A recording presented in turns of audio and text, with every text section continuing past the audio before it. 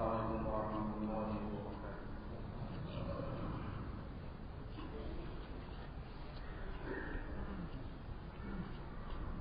Alhamdulillah, nahmaduhu ta'ala wa nasta'inuhu wa nastaghfiruh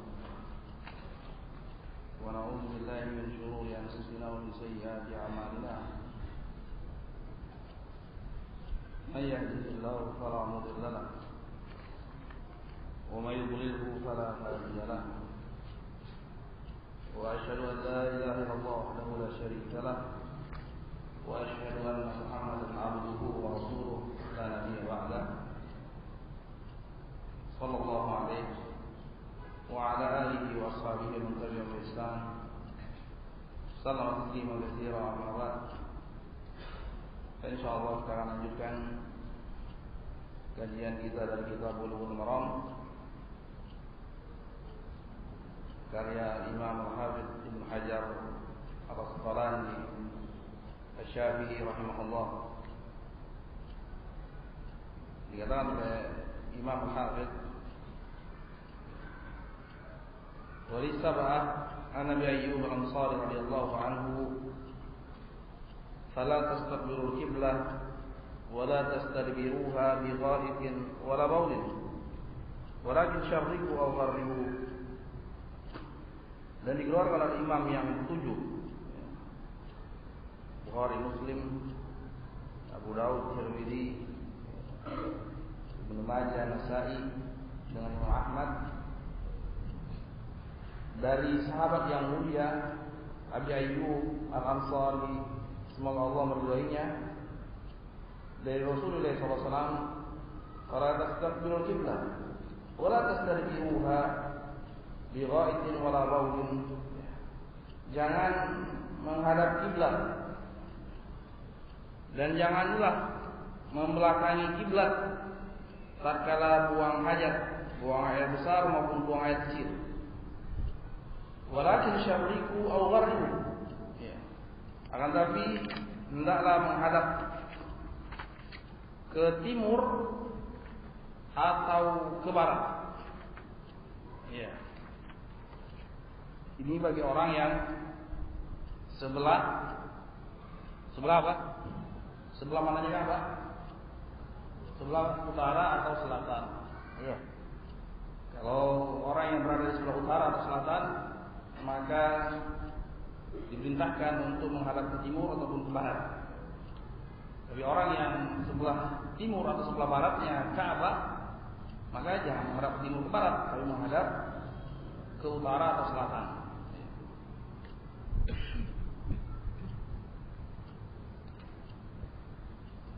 Permasalahan ini permasalahan yang cukup pelik dalam pembahasan kitab-kitab fuqaha ahlul fiqh tentang apa hukum menghadap kiblat atau membelakangi kiblat ketika buang hajat, buang air besar ataupun buang air kecil. Sama-sama dikatakan oleh Imam Syaukani rahimahullah dalam kitabnya Nailul Awtar, wal maqamu min ma'arifin nubuwah fatadabbarhu. Permasalahan ini bukan permasalahan yang hasanah. Permasalahan yang itu ma'arifin nubuwah. Jadi untuk kelas para fuqaha al-mujtahidin ini bagaikan ma'rakah. Jadi salah satu bentuk ma'rakah, pertempuran ulama-ulama mujtahidin umat yang besar, mulai dari zaman sahabat Rasulullah SAW sampai zaman sekarang ini. Maka perhatikan dengan benar-benar kata Imam Syaukani rahimahullah ta'ala, sehingga tidak heran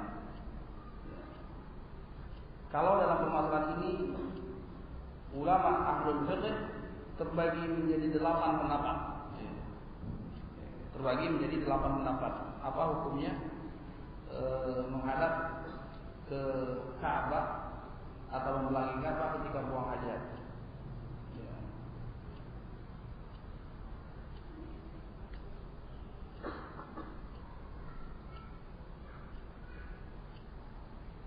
kita bahas tidak sedikit selingan. Pendapat yang pertama yang mengatakan la yajuzu mutlaqan, tidak boleh sama sekali. Tidak boleh sama sekali menghadap kiblat atau membelakangi kiblat di dalam bangunan ataupun di tempat terbuka. Di dalam bangunan, di luar bangunan, menghadap kiblat atau membelakangi kiblat. Ini pendapatnya sahabat Abi Ayyub, sahabat Abu Hurairah, sahabat Ibnu Mas'ud,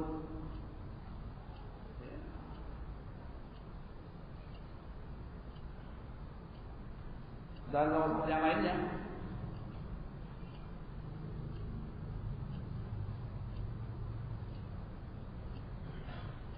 Ini juga pendapat Imam Mujahid, Ibrahim An-Nakhai, Sufyan Ats-Tsauri, dan ini salah satu pendapat Imam Ahmad rahimahullah taala.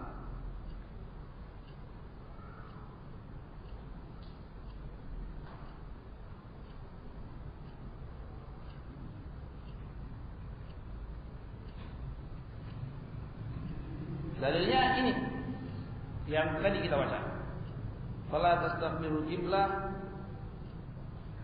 wa la tastadbiruha bi wa'idin wala baulin walakin syarribu wa warib. Hadisnya mutlak. Hadisnya mutlak. Tidak mengkhususkan atau tidak membatasi di dalam bangunan atau di luar bangunan. Kalau kalian buang hajat, maka janganlah menghadap kiblat atau membelakangi kiblat. Iya. Tidak dikhususkan di dalam bangunan ataupun di luar bangunan. Iya, ini perintah dari Rasulullah SAW. Ada juga Abu Hurairah dan yang lain banyak. Hadis Salman, ya. Al-Farisi radhiyallahu anhu banyak.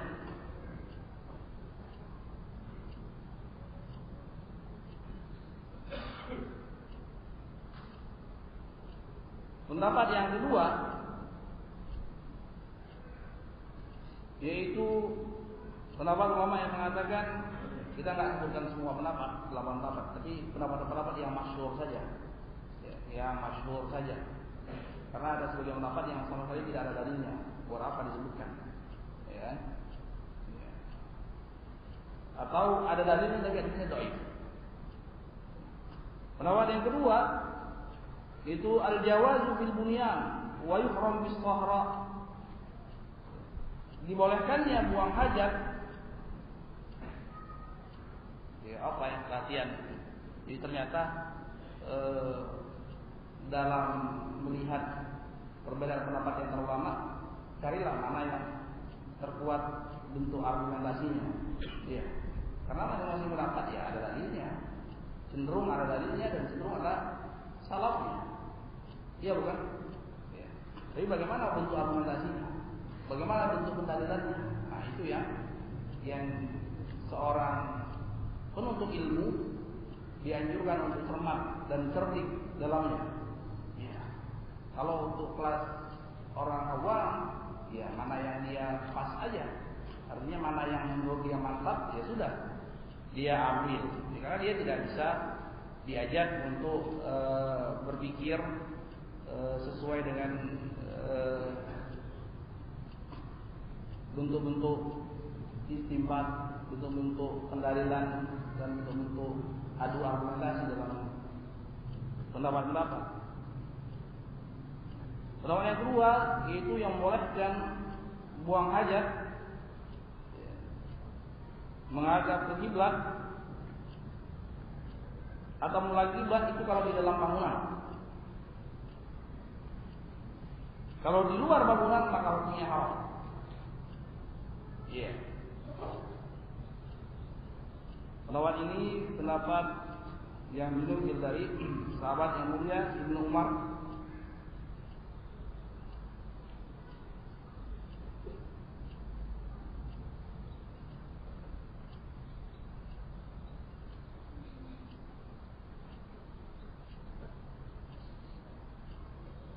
Ini juga pendapat Imam Syafi'i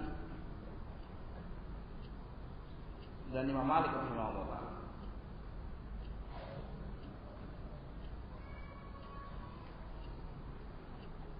Salah satu riwayat Imam Ahmad juga.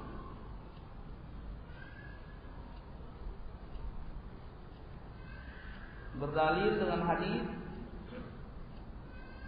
Ibnu Umar. Qala raqitu yawman ala baiti Hafsah. Aku naik ke rumah Hafsah.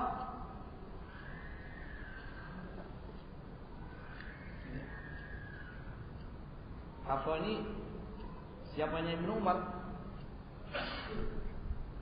Hah? Saudarinya. Ya. Hafsah bintu Umar, istri Rasulullah SAW. Saudara, aku naik rumah Hafsah. Fara'aitu Nabiya SAW ala hajatihi mustaqbil Syam mustaqbil al-Ka'bah. Aku lihat Rasulullah SAW buang hajat menghadap ke mana? Syam. Menghadap ke Syam, cenderung ke arah utara. Syam kalau dia dari Madinah itu cenderung ke arah utara. Otomatis kalau menghadap ke utara arti membelakangi Ka'bah. Iya bukan? Paham? Kenapa nih? Jadi Ibnu Umar suatu saat naik ke rumah Hafsah. Tahu? Kebetulan lihat Rasulullah SAW buang hajat. Kebetulan tidak? Kebetulan, masa sengaja Ibnu Umar lihat Rasulullah SAW buang hajat? Iya, paham ini. Jadi ada bentuk kebetulan. Atau yang jelas Rasulullah tidak memerintahkan Ibnu Umar, lihatin saya ya, saya mau buang hajat. Tidak mungkin. Tidak mungkin, bukan? Jadi kebetulan. Ini kata kebetulan harus diingat-ingat untuk melanjutkan pembahasan berikutnya. Jadi kebetulan lihat Rasulullah SAW. Dan tidak ada anjuran, belum pernah jumpa hadis yang sahih ataupun yang maudhu, yang asli atau yang palsu. Rasulullah perintahkan, tolonglah lihat aku buang hajat. Belum pernah. Iya. Ini. Jadi tidak sengaja ini semua. Pas kelihatan Rasulullah SAW buang hajat, menghadap ke utara, Syam, membelakangi Ka'bah. Iya. Ini hadisnya dikeluarkan oleh Bukhari dan Muslim dan yang lainnya.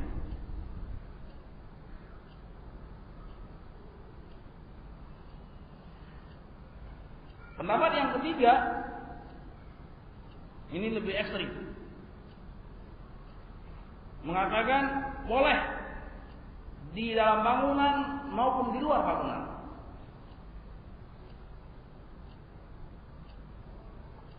Iya. Di dalam bangunan atau di luar bangunan boleh. Asal jangan di depan orang banyak maksudnya. Iya. Di dalam bangunan maupun di luar bangunan. Asal jangan di khalayak umum, karena ada hadis yang lain memerintahkan untuk menutup aurat. Iya.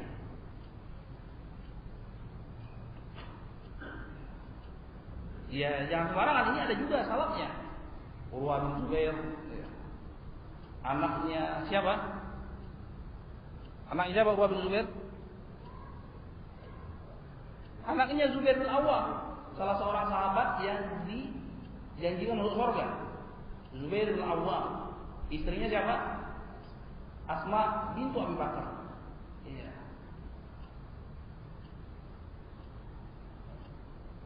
Salah seorang 10 sahabat yang disebutkan secara khusus untuk masuk surga. Jadi sahabat yang masuk surga bukan cuma 10, tapi ada hadis yang menyebutkan 10 orang yang bergandengan secara khusus. Ini 10 sahabat yang paling afdal. 10 sahabat yang paling afdal. 10 besar sahabat. Iya. Iya. 10 besar sahabat. Ya, nomor satunya Abu Bakar, Umar, Utsman, Ali, Muhammad bin Auf, Zubair bin Awwam. Ya.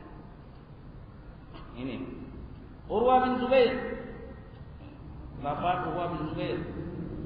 Pendapat Rabi'ah, syekhnya Imam Malik. gurunya Imam Malik rahimahullah taala.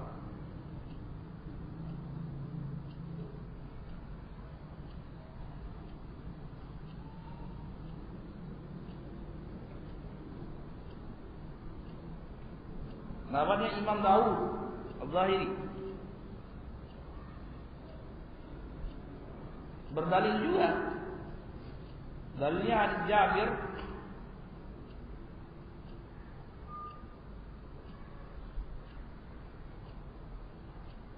nah Nabi sallallahu alaihi wasallam an tastaqbil al-qiblah bi baulin fara'aitu qabla an yuqbada bi am yastaqbiluha.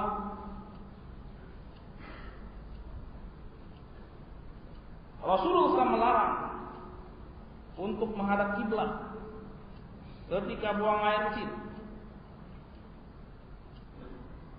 Tapi ternyata aku lihat beliau setahun sebelum diwafatkan oleh Allah Subhanahu wa taala, beliau menghadap kiblat.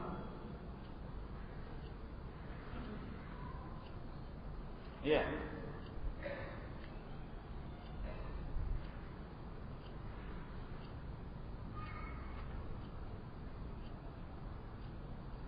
Ini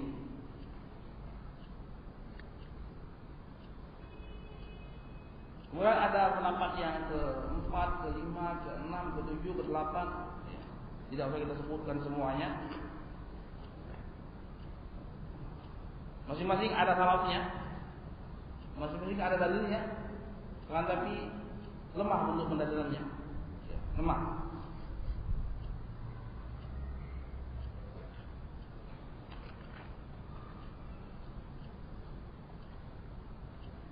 Ada pendapat yang mengatakan pengharaman khusus bagi penduduk Madinah saja dan orang-orang yang searah Madinah. Jadi Madinah ke utara terus ya. Madinah kemudian terus ke utara, Turki terus, Yugoslavia terus sampai ke utara terus. Ya. Nah, tapi hadis ini pendapat yang lemah sekali. Ya. Karena Rasulullah SAW bersabda, "Fala yastaqbilu qiblah."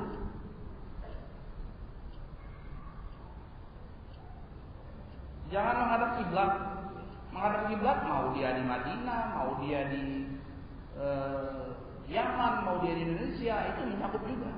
Jadi tidak mesti orang menghadap kiblat tidak menghadap kiblat kalau dia di Madinah saja.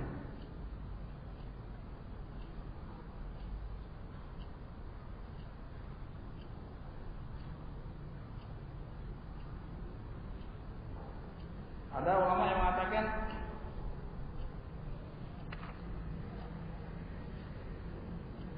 tidak boleh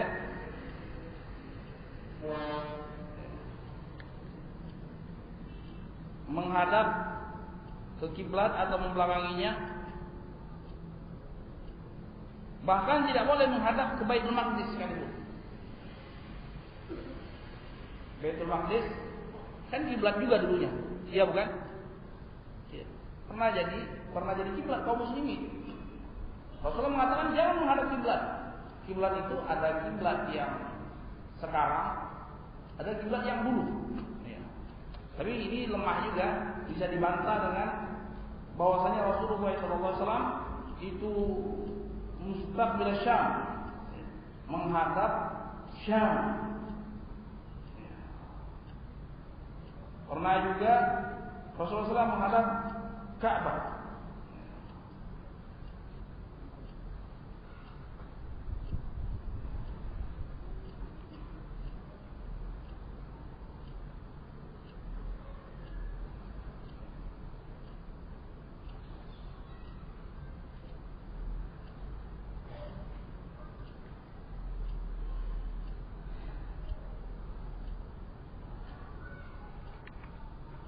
Adapun tinggal yang tadi yang kuat, pendapat ketiga, kedua dan pertama.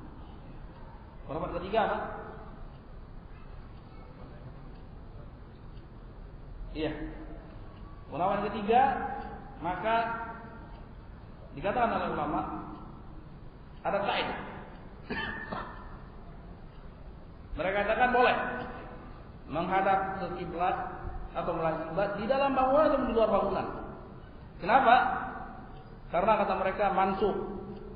Tahu mansuh? Apa mansuh? Hukumnya dihapus dan digantikan dengan hukum yang lain. Ya. Apa contohnya? Selain kasus ini, ada?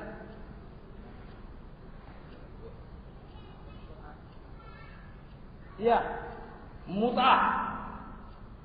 Dulunya boleh dan diharamkan oleh Rasulullah SAW sampai hari kiamat. Mut'ah. Hukumnya dulunya boleh, kemudian kok bisa seperti itu? Iya bisa seperti itu. Yang namanya syariat itu haknya Allah Subhanahu wa taala. Iya. Haknya Allah Subhanahu wa taala.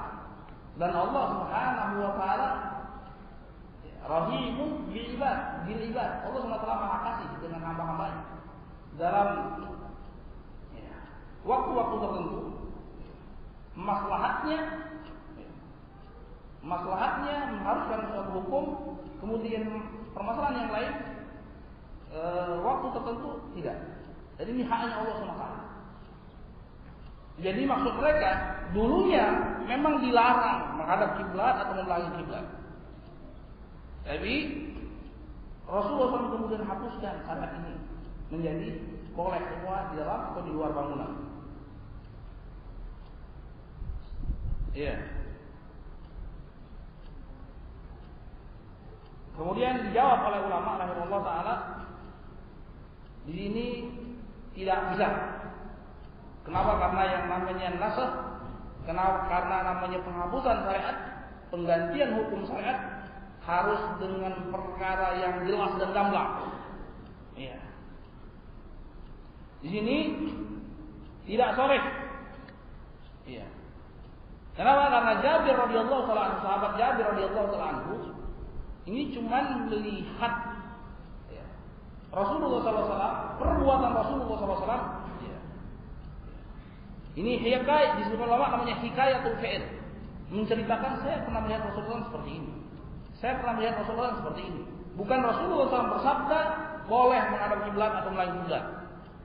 Enggak, ini cuman dia kebetulan juga kan melihat Rasulullah SAW buang hajat. Iya. Dan di sini ada kaidah yang mengatakan bahwasanya la yathbutun nasakh biwujudil ihtimal. La yathbutun nasakh bimujarrad wujudil ihtimal ad-dhaif. Tidak bisa menetapkan hukum atau menggantikan hukum dengan semata-mata ada kemungkinan yang lemah. Iya. Ada kemungkinan yang lemah. Buktinya apa? Sahabat-sahabat, banyak daripada sahabat mengatakan bahwa ini tidak masuk. Mayoritas sahabat mengatakan tidak masuk. Atau kalau dikatakan seluruh sahabat mengatakan ini tetap hukumnya. Hukumnya tetap. Faraitu bi'am. Aku lihat setahun sebelum Rasulullah diwafatkan. Mana tahu sebelum setahun berikutnya. Iya kan? Jarak setahun itu cukup banyak untuk membawa syariat, menurunkan wahyu. Cukup banyak, jangan kan itu. Kalau tidak ada bentuk keterangan yang jelas, Rasulullah SAW telah mengganti syariat ini, maka tak kala ada kemungkinan ini kemungkinan itu, maka tidak bisa. Hukum asalnya tetap kita pegang bahwasanya ya al-asal fil ahkam itu muthbat. Bahwasanya hukum asal dari hukum-hukum itu muhkam. Di hukum-hukum tetap tidak boleh mengeluarkan hukum ini keluar daripada ketetapannya menjadi mansukh, menjadi diganti kecuali harus dengan dalil yang lebih kuat lagi. Iya. Seperti tadi.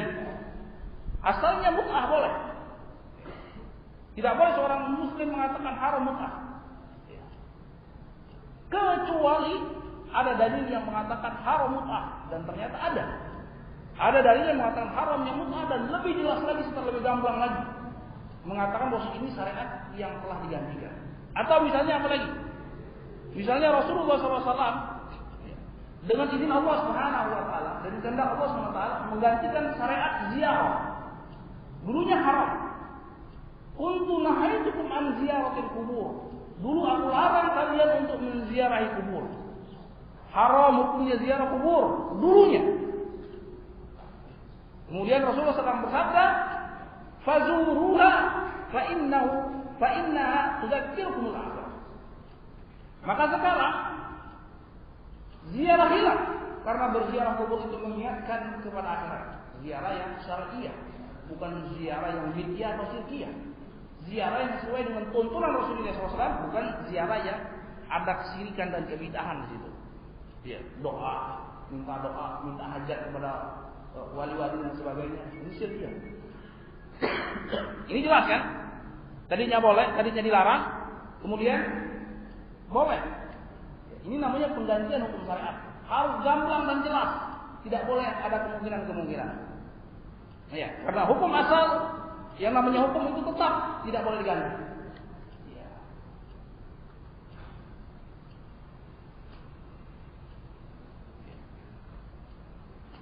Adapun pendapat yang kedua,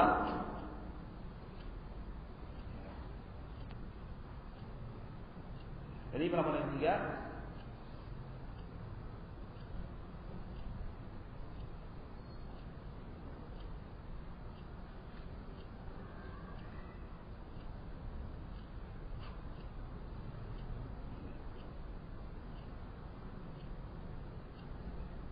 pendapat yang pertama dulu.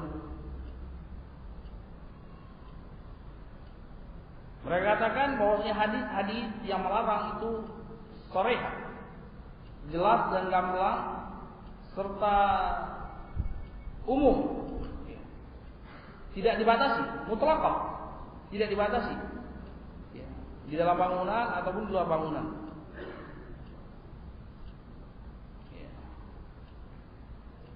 Adapun apa yang dinukil dari sahabat Ibnu Umar dan sahabat Jabir, ini merupakan kekhususan bagi Rasulullah SAW.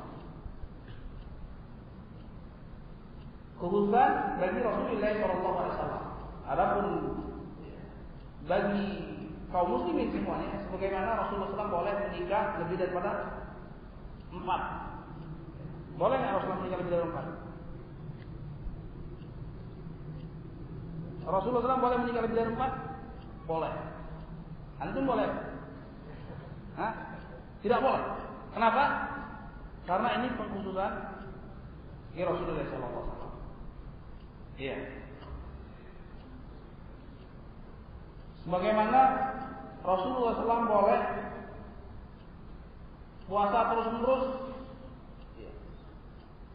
7 kali 24 jam. Kalau kaum muslimin kan cuma setengah kali 24 jam. Iya. Dari terbit fajar sampai terbenam matahari. Tapi kalau Rasulullah SAW boleh. Iya.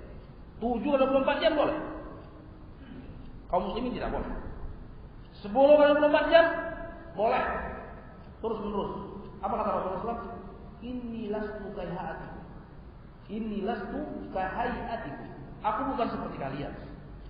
Artinya apa? Ini khusus untukku. Untuk kalian tidak boleh. Ya. Jadi ada hukum-hukum tertentu Allah berikan kemuliaan bagi Rasulnya, Allah berikan kelebihan bagi Rasulnya. Namanya juga Rasul. Pasti ada kelebihan kan? Kalau sama semua, apa bedanya?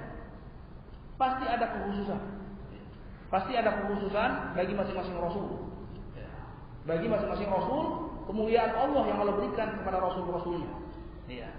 Allah SWT memberikan aturan sesuai dari kehendak Allah SWT, bukan selera masing-masing orang. Ya. Kalau selera masing-masing orang, akhirnya apa? 1 juta syariat, 1 miliar syariat, masing-masing punya ide sendiri-sendiri buat syariat. Enggak.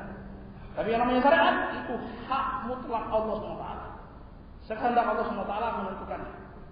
La yus'alu amma yaf'al wa hum yus'alun. Allah tidak ditanya, tidak diminta pertanggungjawaban Allah SWT apa yang Allah kehendaki. Apa yang Allah perbuat tidak diminta pertanggungjawaban. Mereka yang diminta pertanggungjawaban. Yang diminta pertanggungjawaban itu makhluk, jin dan manusia. Ya. Adapun Allah tidak diminta pertanggungjawaban. Allah yang berkehendak. Ya. Namanya juga Raja, Malikin Nas, Allah rajanya manusia. Jin dan manusia tidak diminta pertanggungjawaban.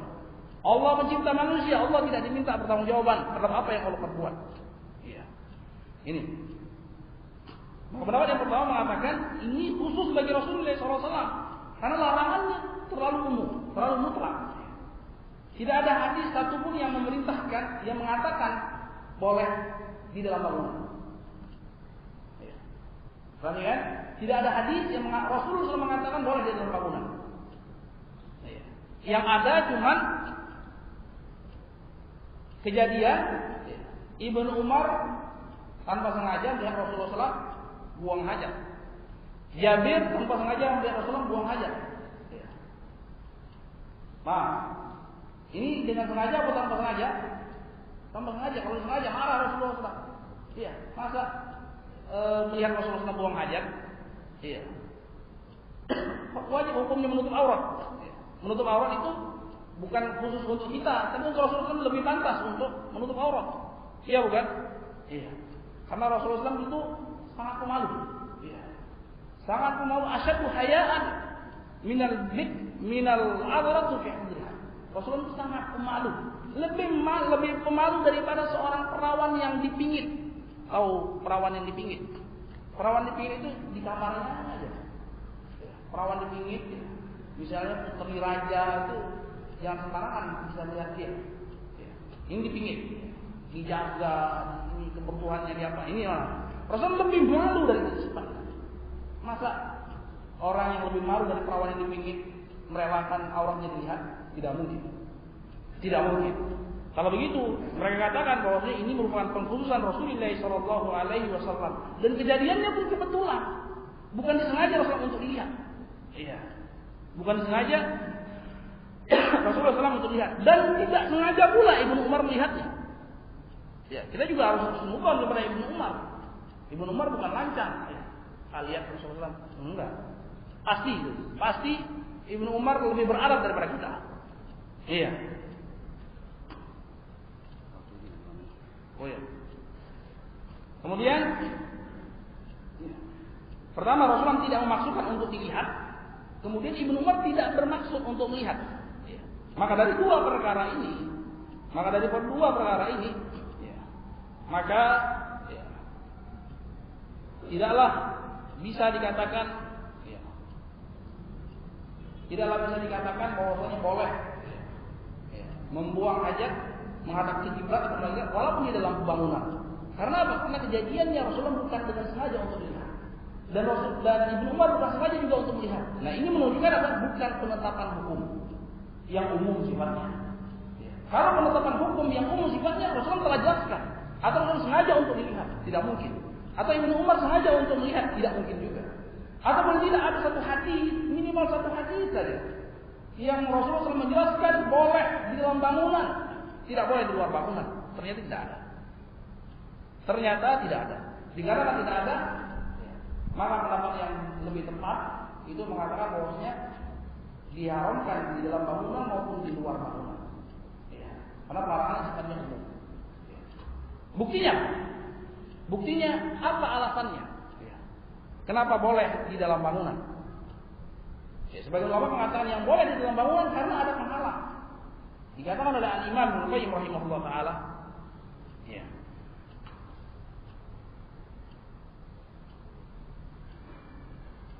Ya.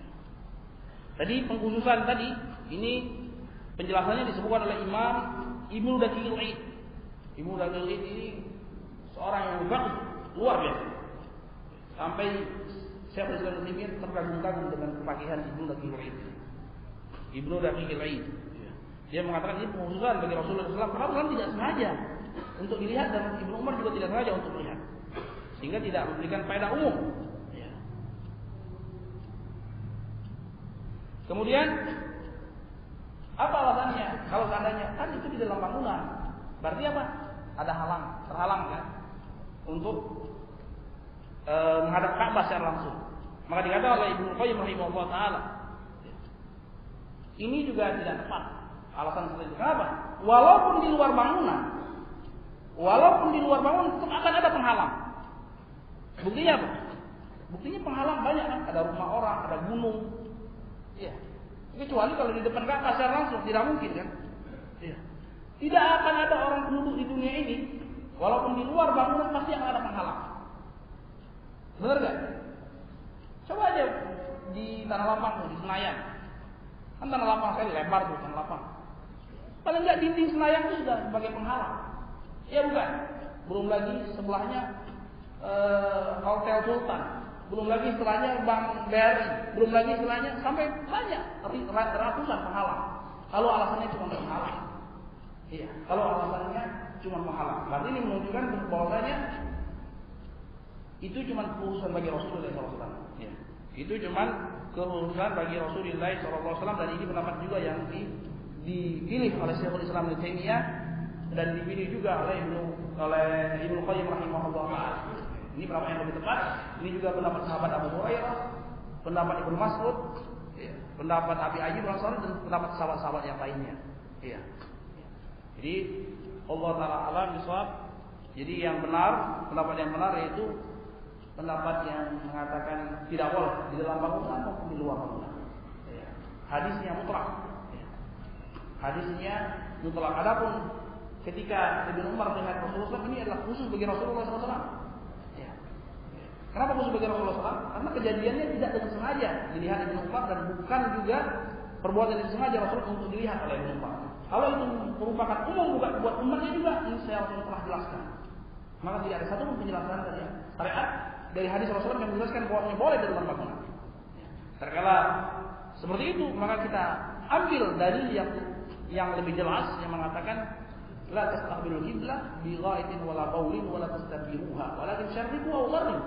Tidak boleh menghadap kiblat, tidak boleh membelakanginya di dalam bangunan atau di luar, tidak ada batasannya. Rasulullah tidak membatasi di dalam bangunan saja atau di luar bangunan saja. Hadisnya mutlak. Oke. Mungkin sudah masuk waktu zuhur.